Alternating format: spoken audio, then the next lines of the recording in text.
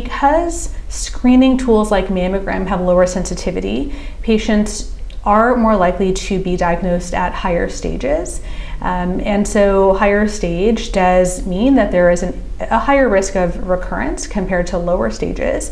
But the good thing is that the vast majority of lobular breast cancer tends to be slower growing. So we tend to see grade 2 tumors as opposed to grade 3.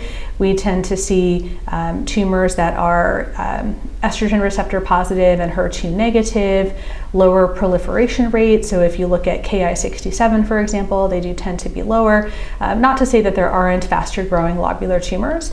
So I think the issue with lobular breast cancer is that if you look in the early years after diagnosis, the outcomes are thankfully really quite good, with possibly lower recurrence rates compared to invasive ductal carcinoma.